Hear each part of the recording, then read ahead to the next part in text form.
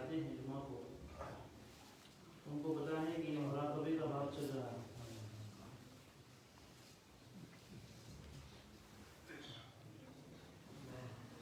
کیونکہ حدیث آدھی ہوئی تھی اس لیے رکب کے لیے مختصراً پیچھے والے حصے کو بیان کر دیا جاتا ہے. ابو ہریرہ رضی اللہ تعالیٰ عنہ راوی ہیں، فرماتے ہیں کہ اللہ کے حبیب علیہ السلام نے پچھلی امت کے 3 لوگوں کے واقعے کو بیان فرمایا کہ پچھلی امت میں 3 لوگ تھے. ابرس بنی اسرائیل کا واقعہ ہے. بنی اسرائیل کون ہے؟ بتا کے آیا ہوں کہ حضرت یعقوب علیہ السلام کا لقب اسرائیل تھا. اس کے معنی عبد اور عید کے معنی اللہ. تو اسرائیل کے معنی ہوتے ہیں عبداللہ.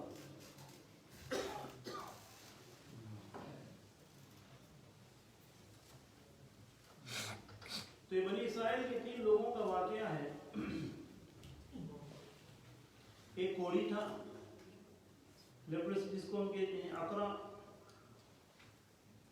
گنجا جس کے سر پر بال نہیں ہوتے، اور عامہ اندھے کو کہا جاتا ہے.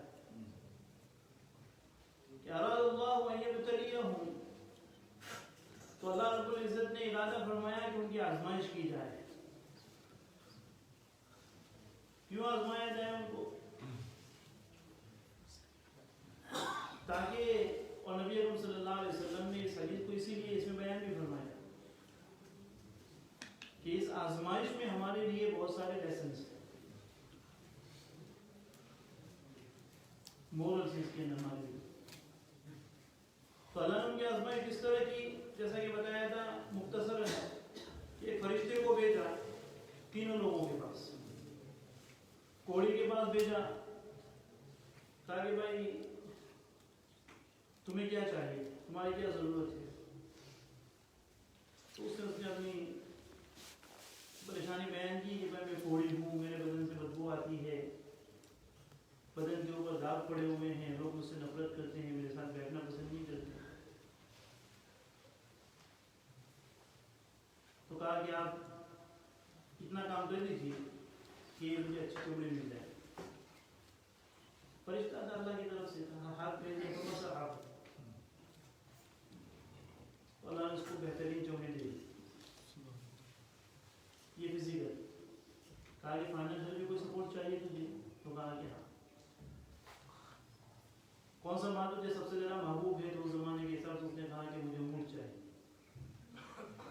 آج کے زمانے کا کوئی ہوتا تو کہا کہ کار کا شو روم دے دوں گا، اسی دن اپنا بزنس کرتا ہوں.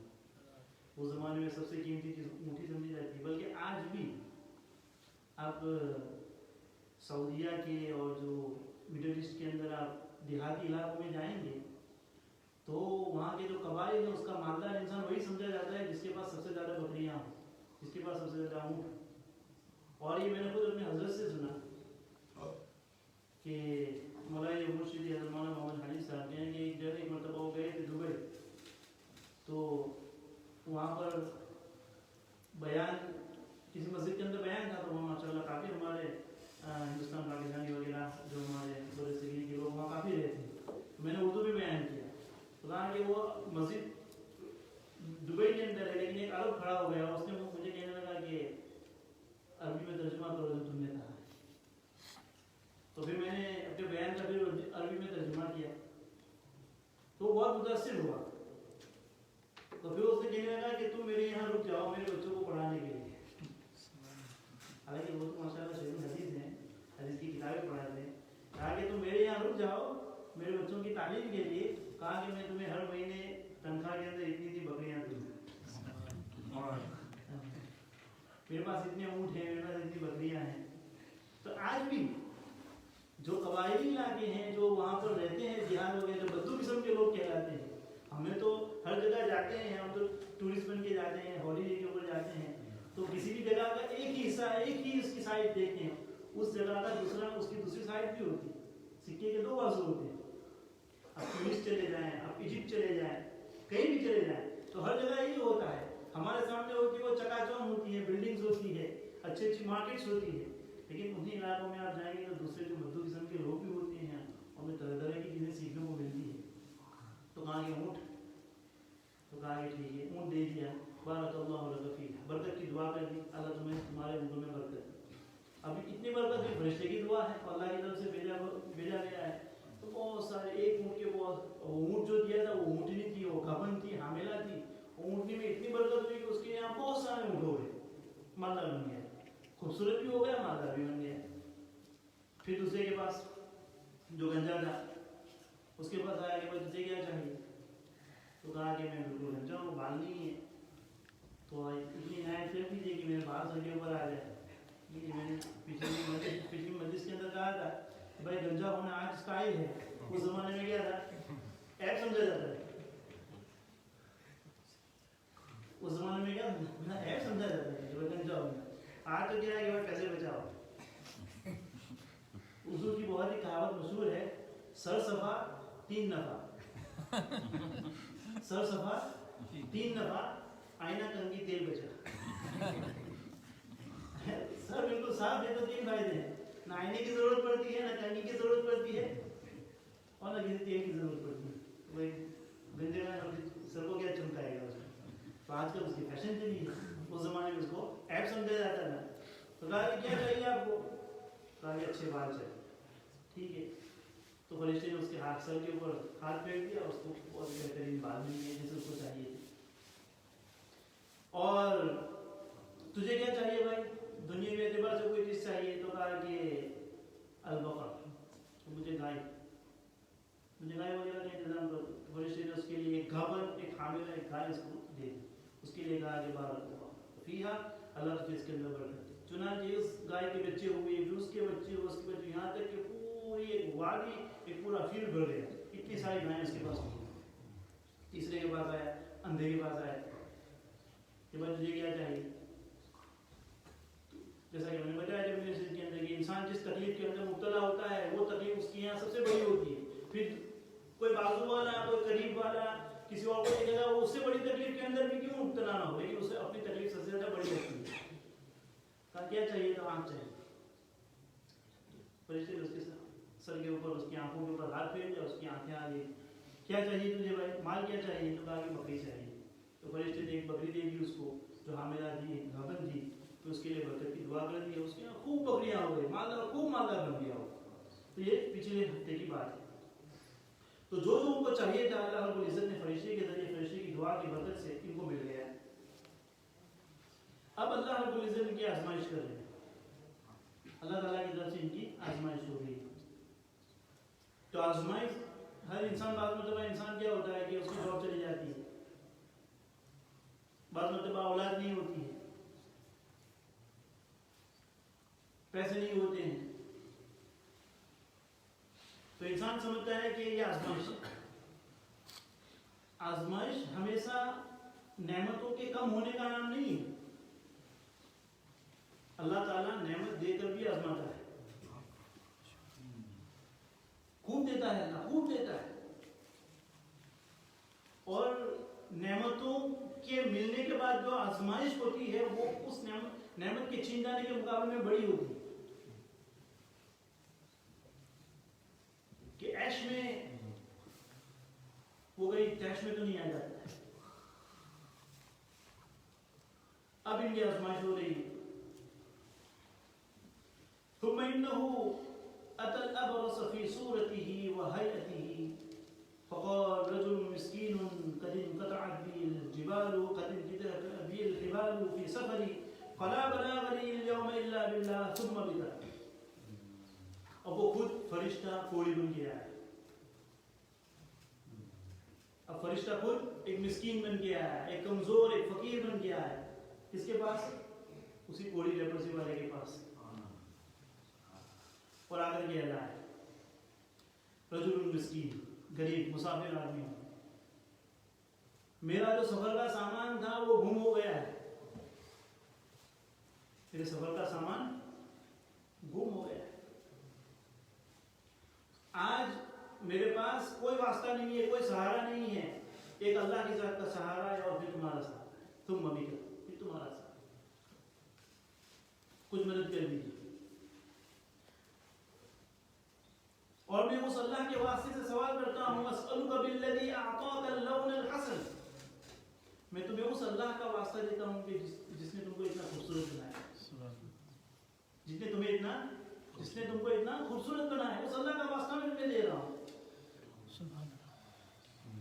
और उस अल्लाह का वास्ता भी देता हूँ कि जिसने तुम्हें इतना सारा माल दिया है, तुम्हें इतने सारे ऊंट दिए हैं।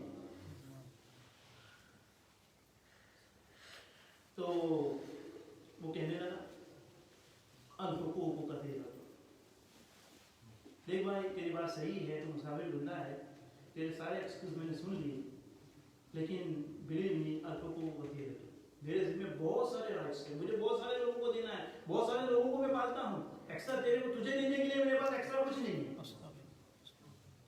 यानी जो कुछ भी प्रॉपर्टी वो सब ऑक्यूपाइड है, हुकूक कसीरा। तो फक़ाल, अब फरिश्ता देखा कि वाह मेरी दुआ से इसको मिला, ये मालदार हुआ, ये खूबसूरत हुआ, अब ये कह रहा है कि मेरे पास तो बहुत सारे हुकूक हैं, मैं तुम्हारी मदद नहीं कर सकता। फरिश्ते कहने लगा कअन्नी अअरिफुका, फरिश्ता कहने लगा कि शायद मैं तुमको जानता हूँ, मैंने तुमको कहीं देखा है। फिर उसको उसका पास्ट याद दिलाया, अलम तकुन अबरस, क्या तू कोढ़ी नहीं था, क्या तुझे लेप्रोसी नहीं थी, यक़दरुकन नासु फ़क़ीरन, कहा कि लोग उससे नफरत करते थे, फ़क़ीरन तो फ़क़ीर आदमी था, फ़अअताका अल्लाह, क्या ये सारी चीजें अल्लाह ने नहीं दी है तुझे। और फरिश्ता उसको का पास्ट याद दिला रहा है, शायद मैं जानता हूँ तू तो फ़क़ीर आदमी था, तुझे तो लेप्रोसी थी, तू तो कोढ़ी था, क्या ये सारी चीजें तो अल्लाह ने नहीं दी है। अल्लाह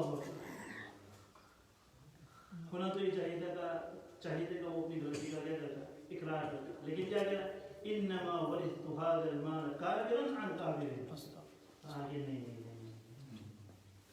आपको धोखा हुआ है, आपको धोखा हुआ है, ये तो मुझे अपने नस्लन बाद नस्लीन बाप दादाओं से मिला है, यानी मैं तो रिच हूँ फ्रॉम फोरफादर्स, ये सारी जो चीजें मुझे मिली है किसी फकीर की किसी दुआ से नहीं मिली है, मैं तो वो पेड़ियों से मैं क्या चला आ रहा हूँ, मालदार चला आ रहा हूँ।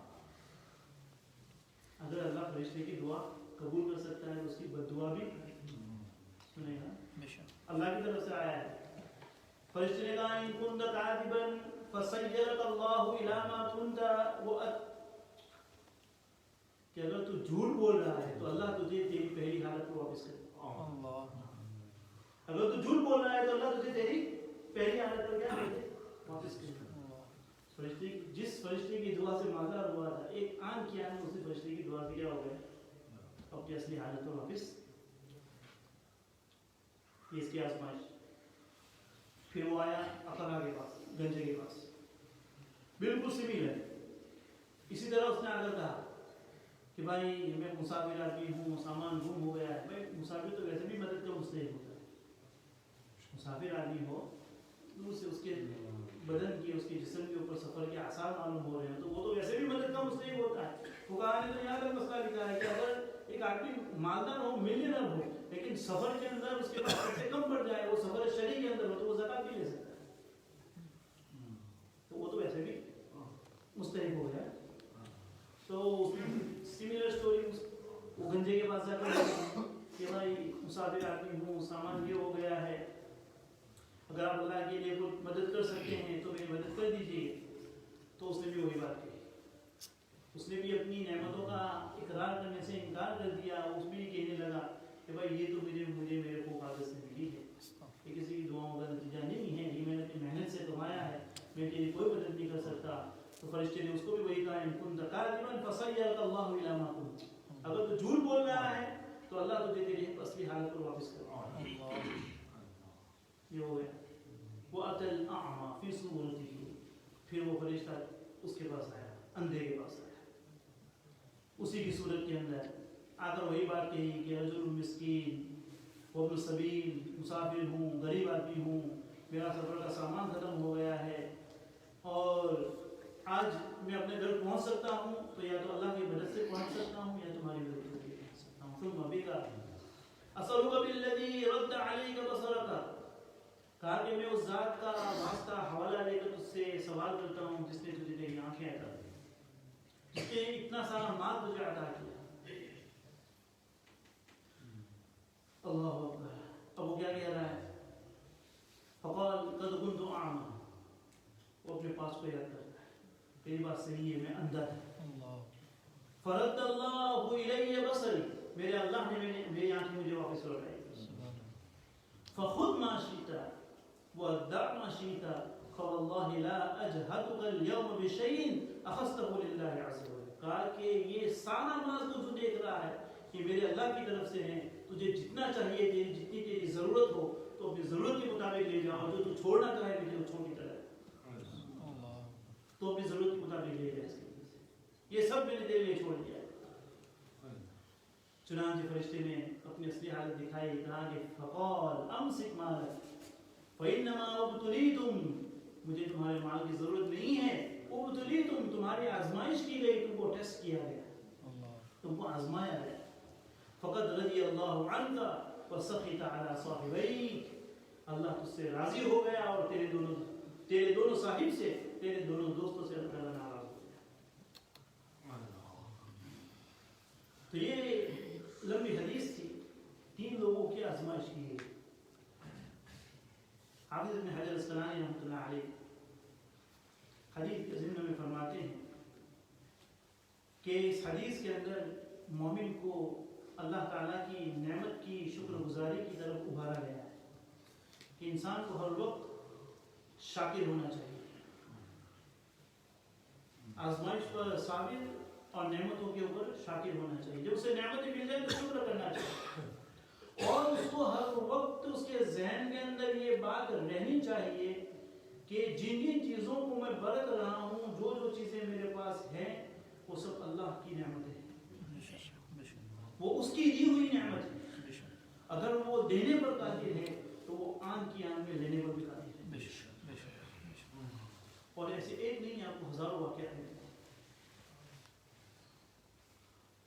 پینڈیمک شروع ہوا، ملینروں کے بزنس آن کی آن میں، دن کے دن میں، رات کی رات میں، مہینوں میں کیا ہو گئے؟ چوپڑوں روڈ پہ آ گئے. مالدار ہوتا ہے انسان، فلڈ آتا ہے، زلزلہ آتا ہے، اس کی ساری دولت اللہ تعالیٰ سیکنڈ کے اندر سینے کے، زمین کے سینے کے اندر نکل لیتا ہے، غریب ہو جاتا ہے.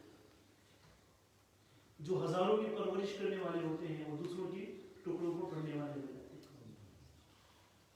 انسان کو ہمیشہ یاد رکھنا چاہیے کہ یہ نعمتیں اللہ کی طرف سے ہیں، اللہ لے سکتا ہے، دے سکتا ہے. اور دوسری چیز اس کے اندر حسن سلوک، اچھے اخلاق کی طرف ابھارا گیا ہے. کیوں؟ کیونکہ بخل جو ہے، سٹنجینس جو ہے، انسان کو جھوٹ کی طرف اور اللہ کی ناراضگی کی طرف لے جاتا ہے. جھوٹ، بخل ایسی چیز ہے، بخل ایسی چیز ہے کہ انسان آہستہ آہستہ کیا ہو جاتا ہے؟ ناشکرا ہو جاتا ہے. بلکہ علماء نے یہاں تک لکھا ہے کوئی انسان جتنا بھی بددین ہو، دین سے دور ہو، لیکن اگر سخاوت کا پہلو اس کے اندر ہے، وہ سخی ہے، سخاوت اس کے اندر غالب ہے، جنرس ہے، تو کہتے ہیں کہ اس کی ہدایت کے اوپر آ جانے کے چانسز زیادہ ہے. اللہ کبھی نہ کبھی اس کو ہدایت دے دے گا. یہ سخاوت اتنی بڑی چیز ہے. قاضی ابن حجر رحمۃ اللہ علیہ فرماتے ہیں کہ انسان کو ناشکری سے اور بخل سے بچنا چاہیے، کیونکہ بخل انسان کو جھوٹ کی طرف لے جاتا ہے. بخل انسان کو ناشکری کی طرف لے جاتا ہے. کیونکہ وہ بخیل انسان کب کرے؟ حالانکہ اس کے پاس سب کچھ ہے، لیکن وہ کیوں خرچ نہیں کر رہا ہے؟ کیونکہ وہ انسان یہ سوچتا نہیں ہے کہ یہ ساری نعمتیں اللہ کی طرف سے ہیں.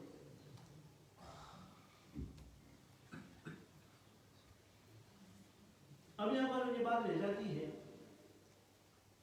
کہ کیا فرشتے نے جھوٹ کہا؟ فرشتے کہہ رہا ہے، فرشتہ انسان کے پاس آ کے کہہ رہا ہے کہ بھائی میں مسافر آدمی ہوں، میرا مال و متا گم ہو گیا ہے، میرا مالا ہوتا کیا ہے, گم ہو گیا ہے اور مجھے مدد کی ضرورت ہے. حالانکہ وہ نہ تو وہ مسافر ہے, وہ تو فرشتہ ہے.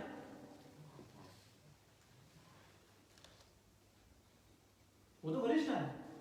تو کیا فرشتے نے جھوٹ کہا کہ مسافر ہے, مجھے مدد کی ضرورت ہے؟ تو نہیں, یہ جھوٹ نہیں ہے, یہ جملہ خبریہ نہیں ہے. اس کو انفارم نہیں کر رہا ہے کہ میں فرشتہ ہوں, بلکہ یہ ایک قسم کا تخیل ہے کہ جس طرح کے امتحانات کے اندر سوال آتے ہیں کہ بھائی زید نے عمر کو مارا. جس کہ ہمارے اکثر یہ مدرسوں میں یہی مثال چلتی ہے کہ جب کبھی کوئی مثال سے سمجھا نہ ہو تو کہا کہ زید نے عمر کو مارا. پوری زندگی زید مارتا ہے, عمر مار کھاتا ہے. اب وہ زید نے عمر کو مارا, یہ مثال ہے. یہ اس میں کوئی جملے خبریاں نہیں ہے کہ بھائی نہ کوئی زید ہوتا ہے نہ کیا ہوتا ہے. زید نے عمر کو طلاق دی, زید نے اپنی بیوی کو طلاق دی. حالانکہ نہ زید نے اپنی بیوی کو کبھی طلاق نہیں دی ہوتی, لیکن یہ مثال ہوتی ہے.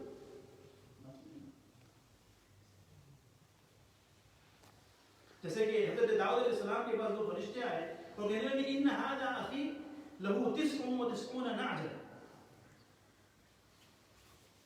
فرشتے آتے ہیں کہ میرے اس بھائی کے پاس 99 بکریاں ہیں. تو فرشتے کے پاس کہاں تھی, لیکن وہ ایک مثال ہوتی ہے. تو فرشتے نے جھوٹ نہیں کہا ہے. اور پھر جھوٹ کا معاملہ یہ تو اللہ کی طرف سے بھیجا گیا تھا, یہ انسانوں کے ساتھ ہے, فرشتوں کے ساتھ یہ معاملہ نہیں ہوتا ہے. تو یہ بات یاد رکھنی چاہیے. اور ان کی آزمائش کیوں کی گئی, ان کو آزمایا کیوں گیا؟ ان کو آزمانے کی وجہ یہی ہے کہ ان کے احوال ظاہر کیے گئے تاکہ لوگ اس سے کیا کر سکے, عبرت حاصل کر سکے. اور وہ سے مطلب ایسا ہوتا ہے کہ مثال کے ذریعے بات زیادہ واضح سمجھ میں آتی ہے. تو اللہ کے حبیب علیہ السلام نے بنی اسرائیل کے واقعات بیان کیا, اس لیے ایک مثال بیان کی اور ایک واقعے کو بیان کیا تاکہ اس کے اندر سے ہم ایک عبرت حاصل کر سکیں.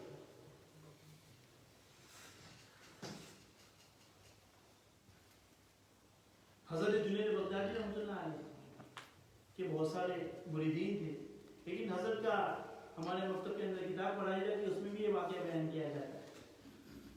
ان کے بہت سارے مریدین تھے, لیکن ان کا ایک مرید جو تھا وہ بہت چہیتا تھا, ان کا بہت قریبی تھا ان. تو دوسرے جو ان کے مریدین تھے ان کو تھوڑی سی کیا ہوتی تھی, تکلیف ہوتی تھی, یہ اتنا قریب کیوں ہے. تو ایک مرتبہ ان کی آزمائش کی, ان کو ٹیسٹ کیا, جس طرح ان کو ٹیسٹ کیا گیا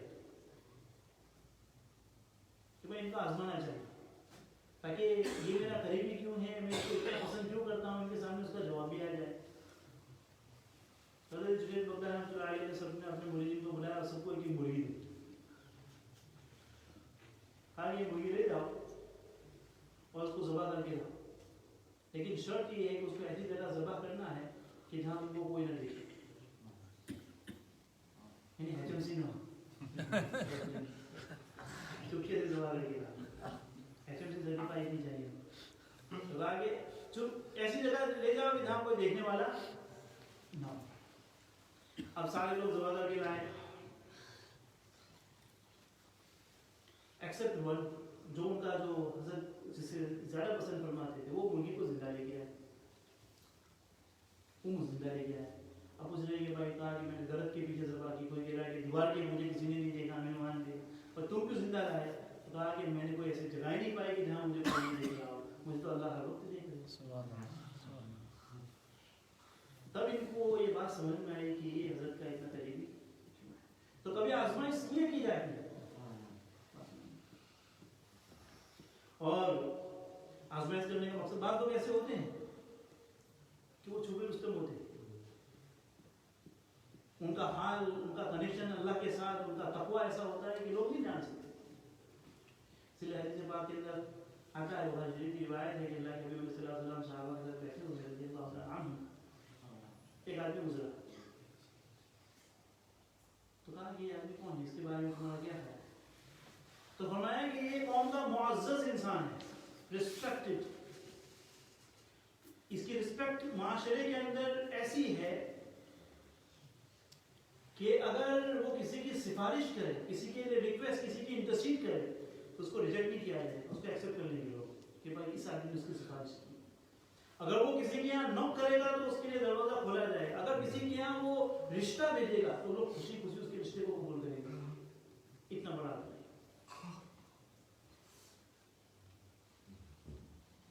اللہ کے حبیب نے فرمایا کہ اگر ایسے لوگوں سے پوری زمین بھی بڑھ جائے تو اللہ کے یہاں ان کا ایک رتی کے برابر مقام نہیں ہے. اللہ کو ایسے لوگوں سے پوری دنیا بھی بڑھ جائے تبھی اللہ کو بہت نہیں ہے. اللہ ان کے لوگ ایسے لوگوں کی پرواہ نہیں کرتے. ایک اور آدمی گزرے تو کہا کہ یہ کون ہے؟ تو کہا کہ اللہ کے حبیب یہ گمنام شخص ہے.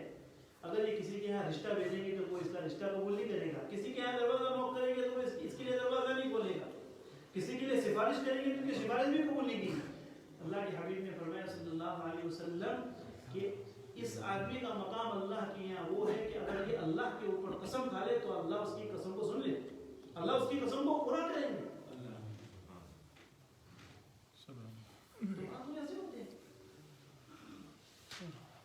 تو اس حدیث کے اندر دو چیزیں ہم کو معلوم ہوئی, جو لیسن ہم کو معلوم ہوئے. سب سے بڑی یہ ہے اس حدیث کے ذریعے جو ہم کو چیزیں سیکھنے کو ملی, اس حدیث کے اندر جو مورلز نکلتی ہیں, سب سے بڑی بات یہ ہے کہ اولیاء اللہ کی کرامت کیا ہوتی ہے؟ حق ہوتی ہے. جب فرشتہ انسان کی شکل میں آیا اس کو اللہ تعالیٰ نے کرامت دی تھی. اللہ اگر کسی کے ہاتھ میں یہ کرامت رکھ دے کہ اس کے ہاتھ میں اللہ شفا رکھ دے کہ اگر وہ کسی بیمار آدمی کو ہاتھ پھیرے اس کو شفا ہو جائے, یہ اللہ کی شان ہے. اسی لیے الفرقان بین اولیاء الرحمن و اولیاء الشیطان یہ کتاب ہے. الفرقان بین اولیاء الرحمن و اولیاء الشیطان, اس کے اندر اولیاء اللہ کی کرامت کے حقائق کو بیان کیا گیا ہے. اولیاء اللہ کی کرامت کو اس کے حقائق کو بیان کیا گیا ہے کہ اولیاء اللہ کی کرامات جو ہوتی ہے وہ حق ہوتی ہے. عامر بن قیس مشہور تابعی ہیں. تابعی اس کو کہتے ہیں جس نے صحابی کو دیکھا. اسی کے متعلق اس کتاب کے اندر لکھا گیا ہے, ان کے اندر لکھا گیا ہے کہا کہ وہ ہمیشہ اپنی آستین کے اندر درہم کی تھیلی رکھتے تھے, 10,000 درہم رکھتے تھے, اور پھر راستے میں جو بھی ضرورت ملتا تھا سب کو بانٹتے جاتے تھے, سب کو دیتے جاتے تھے, سب کو دیتے جاتے تھے. ان کی کرامت یہ تھی کہ وہ جب گھر واپس آتے تھے تو اس کے اندر سے ایک بھی درہم کم نہیں ہوتا.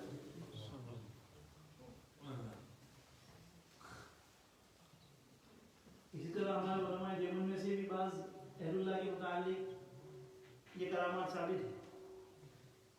ان کو رزق غیب مل جاتا ہے.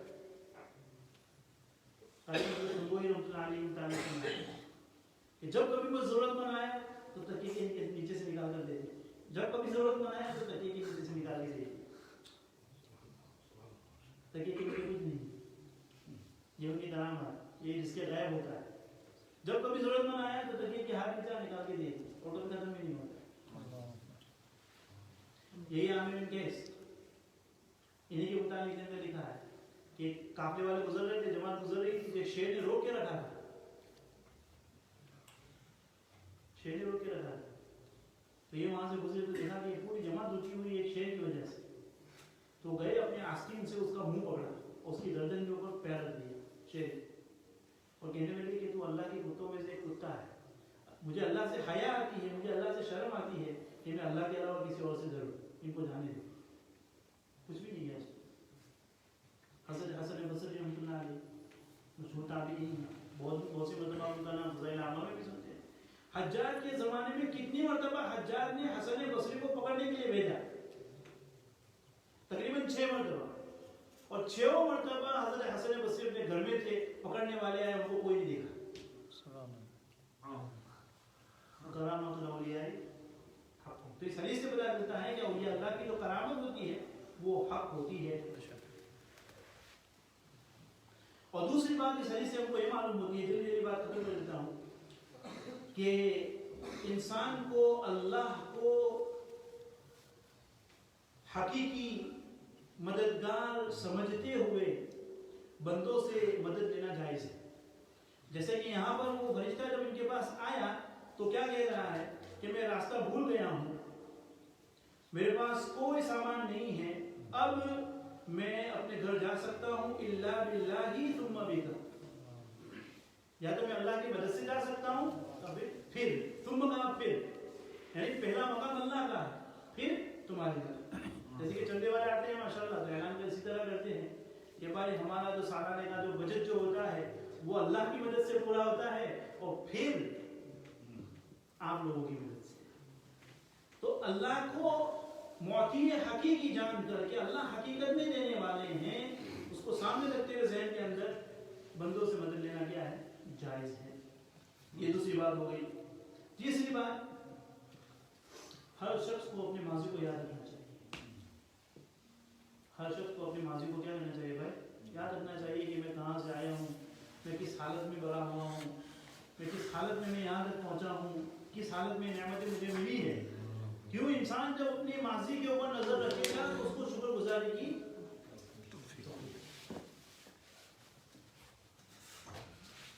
ہارون رشید کو کون نہیں جانتا؟ ہارون رشید کا خادم ایاز و غلام تھا. یہ میں نے کسی کتاب میں تو نہیں پڑھا لیکن بزرگوں سے سنا ہے، اللہ عالم میں کہاں تک حق ہے، میں نے اپنے اساتذہ سے سنا تھا. تو کہا کہ ہارون رشید کے پاس ایک بکسا تھا، باکس تھا. تو کبھی کبھی رات میں تنہائی میں وہ باکس کو کھولتا تھا اور کھول کے بند کر دیتا تھا. تو بادشاہ کے جو وہاں کے جو جی حضور جو ہوتے تھے وہاں پر چاپلوسی کرنے والے، وہ اس کو ان کو ڈاؤٹ ہوتا تھا کہ ویسے بھی وہ تو ہارون رشید کا بہت ہی پیارا تھا، بہت ہی قریب تھا، اس کا کلوز تھا. تو یہ لوگ موقع ڈھونڈتے تھے کہ کس طرح اس کو گرائے. تو کسی نے جا کے شکایت کی ہارون رشید سے کہ بھائی ایاز کے پاس ایک باکس ہے، شاید اس نے کوئی تمہارے مال میں چوری کی ہے اور آدمی چپکے چپکے کھول کے دیکھتا ہے. تو ہارون رشید نے بلایا اس کو کہ بھائی تیری شکایت آئی ہے کہ کیا ہوا؟ کہا کہ تو نے کوئی چوری کی ہے، کہ تیرے پاس کوئی باکس ہے وہ تو نے چھپا کے رکھا ہے، اس کو بتانا تو کسی کو دیکھنے نہیں دیتا، کیا بات ہے؟ تو ہارون رشید کہنے وہ ایاز کہنے لگا کہ اس میں جس وقت میں غلام تھا اور تمہارے دربار میں لایا گیا تھا تو میرے جو پرانے وہ پھٹے ہوئے چپل تھے وہ میں نے اس کے اندر رکھے اور میں اس کو بار بار دیکھتا ہوں، اپنے ماضی کو یاد کرتا ہوں کہ ایاز تو کہاں سے آیا تھا، تو ایک غلام تھا، تو ایک کمزور تھا، تو ایک بھکاری تھا، تو فقیر تھا، یہ تیری چپل کی حالت تھی، تو بادشاہ کے دربار میں آ کر بڑھانا بن گیا. تو میں بار بار اپنے آپ کو یاد دلاتا ہوں، اس لیے میں اس کو دیکھتا ہوں.